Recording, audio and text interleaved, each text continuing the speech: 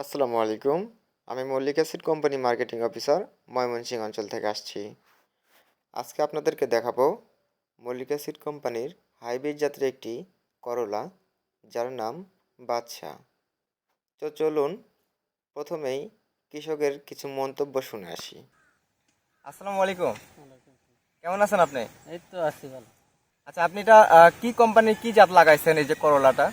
এটা রাজা আছে, বাদশা আছে, আচ্ছা এই আরো অন্যান্য জাতের পরে দিয়ে মিশে হয়েছে। মানে যেহেতু আগে লাগাইছিলাম দুই জাতি, পরে সে বৃষ্টির কারণে নষ্ট হয়ে যাওয়ার পরে দেওয়া অন্যান্য জাতের নিয়ে লাগাইছি। বুঝছি। তো মোটামুটি এই যে আমরা যেটা দেখতে পাচ্ছি এটা তো মোটামুটি আপনার মল্লিক অ্যাসিড কোম্পানি বাদশা মনে হয়, হ্যাঁ তাই না? এই যে বাদশা করলা দেখতে পাচ্ছি আর কি, এটা মনে হয় বাদশা না? হ্যাঁ হ্যাঁ, এটা আমাদের বাসায় লাগানো হয়েছিল। আচ্ছা, মোট কত শতাংশ জমি আপনি এই করলাটা চাষ করেছেন? করলা আমি 40-50% হইব।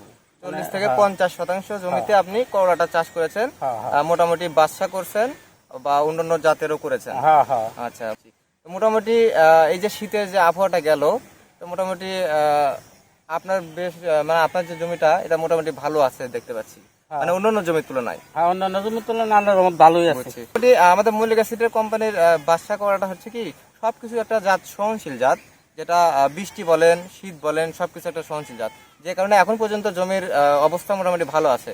এত শীত কুয়াশার ভিতরেও গাছের ওইরকম ভাবে একটা ক্ষতি হয় নাই। না, না, করলা যে আসছে এটাও তো মোটামুটি সাইজ অনুযায়ী খুব সুন্দর সুন্দর হ্যাঁ। সাইজে।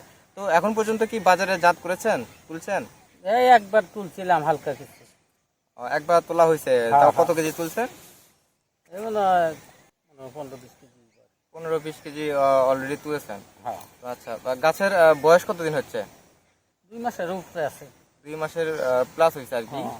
তো যাই হোক, আশা করি একটা ভালো একটা ফলন পাবেন, যেহেতু শীতের আবহাওয়া, সেক্ষেত্রে ইনশাল্লাহ বাকিটা আল্লাহ ভরসা। তো পরবর্তী বছরগুলোতে ইনশাল্লাহ বাদশা করবেন তো? এই বছর যদি আমি লাভবান তাই তাহলে অবশ্যই করবাম, না করার তো কিছু নাই। আশা করা যায় তো একটা ভালো কিছু হবে।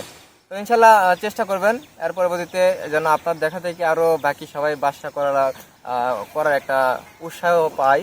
তো আমার গাছ দিকে অনেকে আপত্তিও করতেছে যে না এই দিক দিয়া আবার এক গাছ ঠিক মানে আপনার জমি দেখে অনেকে আবার এটাও বলছে যে আপনার জমিতে অবশ্য ভালো আছে। হ্যাঁ হ্যাঁ। আচ্ছা, যাক, ভালো কথা এটা। তো যাই হোক, আমাকে সময় দেওয়ার জন্য অসংখ্য ধন্যবাদ আপনাকে। সেই সাথে ইনশাল্লাহ আপনার জন্য দোয়া রইল। দোয়া করেন। জি, ইনশাল্লাহ ভালো থাকবেন, সুস্থ থাকবেন। আসসালামু আলাইকুম। ওয়ালাইকুম আসসালাম।